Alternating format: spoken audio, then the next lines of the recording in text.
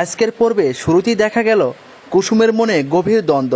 সে বুঝতে পারছে পরিবার আর নিজের স্বপ্নের মাঝে তাকে একটা কঠিন সিদ্ধান্ত নিতে হবে। অন্যদিকে রণজিৎ বাবু তার ছেলের জন্য নতুন প্রস্তাব নিয়ে আসে, কিন্তু কুসুমের চোখে স্পষ্ট বোঝা যায় সে এখন নিজের জীবনের রাশ নিজের হাতে নিতে চায়। আবার অন্যদিকে দেখা গিয়েছে এক হৃদয় ছোঁয়ার দৃশ্য। কুসুমের মায়ের সামনে নিজের মনের কথা বলে, আমি আর কারো ছায়া হয়ে বাঁচতে চাই না মা, এবার নিজের আলোয় বাঁচব।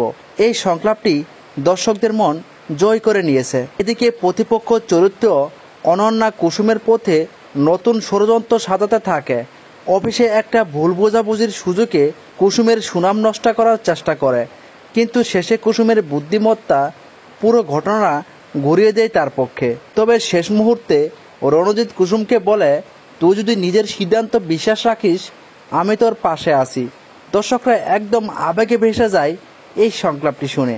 তো বন্ধুরা, আজকের পর্বে প্রেম, প্রতিশোধ এবং আত্মসম্মানের মিশ্রণ সত্যি চোখে জল এনে দেয়। আগামী পর্বে দেখা যাবে কুসুম কি সত্যি তার নতুন পথে প্রথম পদক্ষেপ নিতে পারবে। এটাই এখন দেখার পালা। এমনই আরও আপডেট পেতে সাবস্ক্রাইব করুন এবং সাথে থাকুন কুসুম সিরিয়ালের সঙ্গে।